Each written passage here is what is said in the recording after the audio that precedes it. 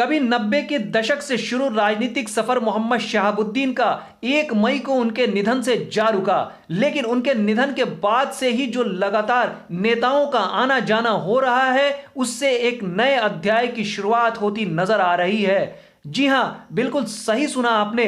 मरहूम शहाबुद्दीन तो नहीं रहे, लेकिन उनके उत्तराधिकारी, उनके पुत्र ओसामा शहाब उसी लोकप्रियता और उसी अंदाज में उनके राजनीतिक सफर को बढ़ाते हुए नजर आ रहे हैं। ये बातें हम यूं ही नहीं कह रहे हैं, इसका जीता जागता उदाहरण भी देखने को मिल रहा है। देखिए हमारी यह खास रिपोर्ट। राम कृपाल यादव और मरहूम डॉक्टर मोहम्मद शहाबुद्दीन का बहुत पुराना और गहरा रिश्ता रहा है।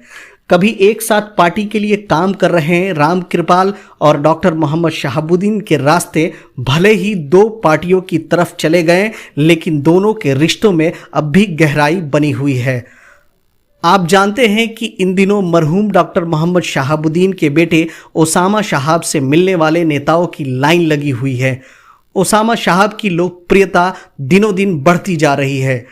जिधर से भी उनका काफिला गुजरता है, लोग स्वागत के लिए व्याकुल नजर आते हैं। इसी क्रम में सीसई मोड़ पर गोरिया कोठी के प्रमुख हबीबुल रहमान उर्फ बिगुल के नेतृत्व में फूलों की बारिश कर भव्य स्वागत किया गया और ओसामा शहाब को शेरे बिहार से संबोधित करते हुए नारे लगे।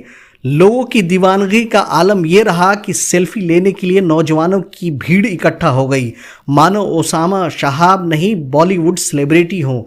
ऐसा ही नज़ारा 90 के दशक में दिखता था, जब इनके पिता मोहम्मद शहाबुद्दीन का काफिला चलता था। उन दिनों मोहम्मद शहाबुद्दीन के एक झलक पाने के लिए लोग घंटों इंतजार किया करते थे।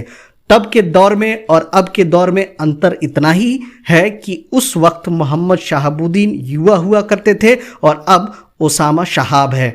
अब ऐसा लगता है कि ओसामा शहाब के राजनीति में आने के रास्ते खुलते नजर आ रहे हैं। इसके पीछे की वजह यह है कि खबर आ रही है कि मरहूम डॉक्टर मोहम्मद शहाबुद्दीन के पुत्र ओसामा शहाब और राम कृपाल यादव के पुत्र अभिमन्यु यादव छपरा जिले के मशरक स्थित ग्राम चांद बरवा में मुलाकात की, जिसको लेकर सियासी अटकलें भी तेज हो गई हैं। राजनीति के जानकार इस मुलाकात को बड़ा अहम मान रहे हैं। एक तरफ इस मुलाकात से पुराने रिश्तों में युवाओं की चाशनी बढ़ी है, तो वहीं दोनों के राजनीतिक सफर के भी आगे बढ़ने की उम्मीद नजर आ रहे हैं।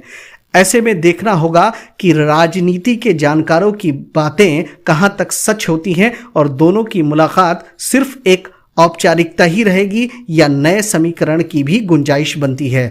अब यह तो आने वाला समय ही बताएगा। ऐसी ही खबरों के लिए बने रहें हमारे YouTube चैनल पर, सब्सक्राइब करें, लाइक और शेयर करें। साथ ही हमारे Facebook पेज को लाइक और शेयर करना ना भूलें। धन्यवाद।